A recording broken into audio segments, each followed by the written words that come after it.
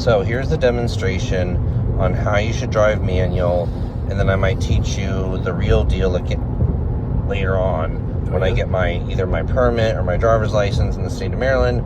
So anyway, let's do this. So what you want to do is make sure you get in the car, shift the manual transmission in neutral. So since I'm on the left of my parents' car, I'm actually doing, so this would be doing it like the old school right-hand drive, right-hand transmission on the older Indy 500 race cars, but that was different then in the 20s with gated metal transmissions. Anyway, like the Dodge Viper is still manual. Oh yeah? Is it? And other cars may still be manual. The Corvette trims like the ZR1 from the C4 are like completely manual, but other versions out of the trim, like a normal C4 Corvette from 84 to 96, should actually have like, well, actually in the early ones they had 4 gears, and then they had 4 normal forward gears, and then the others were like, So anyway, here's the deal. When the game plan comes, put the gear shift in neutral, push the clutch all the way to the ground,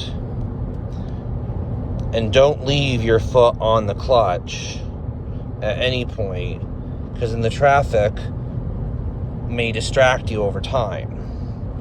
And I wouldn't trust my muscles as like the Sydney Smith gal, like this car gal, the car girl I follow on, well, one of them, Sydney Smith. Oh, she's awesome, but she even knows how to change oil on an Audi. Is she the one with the sneakers who does the stick shift video? Yeah. I saw her. Stick manual, but not like column. Right. Oh, okay. Because there's column manual too on some older cars, European. Actually, yeah. Mid-century. Yeah, I mean, some cars will. Just before the classic era. Right, Dad. Anyway, I think just before the modern era, then everything was just, only a few cars only had that standard transmission. As automatic standard. As automatic, but at that time, till probably 09 or 2012, there were a lot of cars you could get at that time, at the same time, that is, then, like, well, you could try to,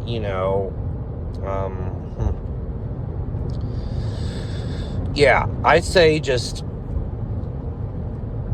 put your foot on the clutch as you start, whether you twist the key or a push button ignition. Try to hit the brakes too when you start too, if you can. Okay. Especially with the new push button ignitions too, and others. And and there's also the keyless twist start as well. Yeah, but anyway. So what you want to do, adjust your seat mirrors like this. Well, that's already adjusted. I can't believe it. I still can't believe it. So push your car's clutch all the way to the ground. And then, like, traditionally, give your key a twist.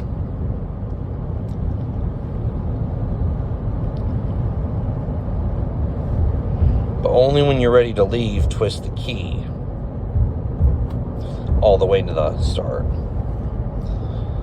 And you want to have your right foot the same as any automatic compared to my left. And only your left is going to... Sorry. I almost thought I kicked the automatic transmission. Need it, but I actually... That's my water ball. Anyway.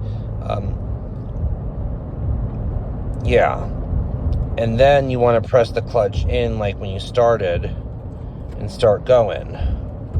This takes people too long of a time. Well, technically a long time to learn, but some take too long. Is noticing how to transition between stop and start. So what you want to do is push the clutch down, gear it into the first forward gear, second, third, so forth, to basically,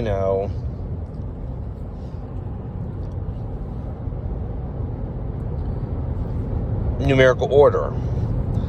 And then give it a little bit of gas, and it'll take you out the clutch the same rate.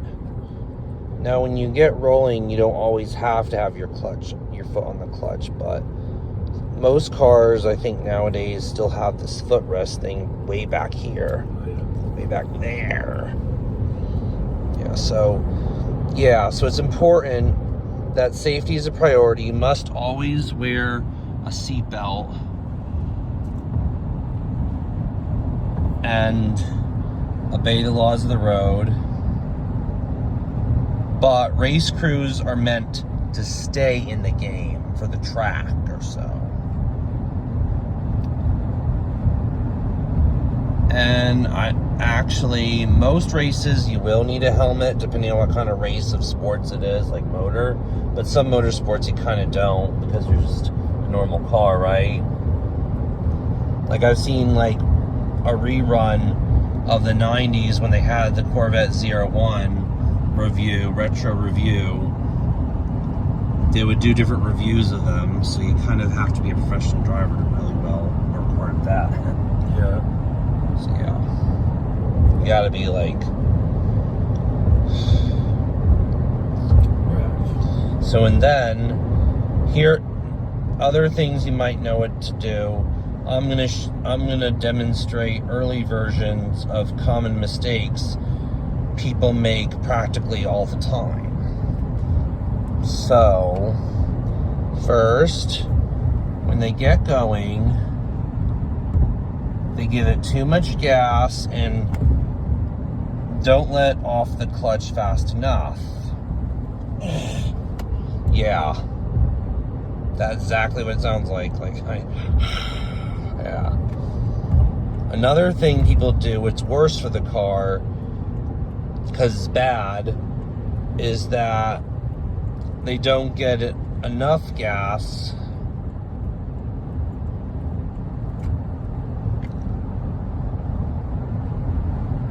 and if you're ever at a stoplight, don't leave the car in forward gears or a reverse gear to back up or go forward, because I can see why people wouldn't trust their muscles enough. Yeah. I mean, you might need to stall it early, which is what caused your clutch to go bad.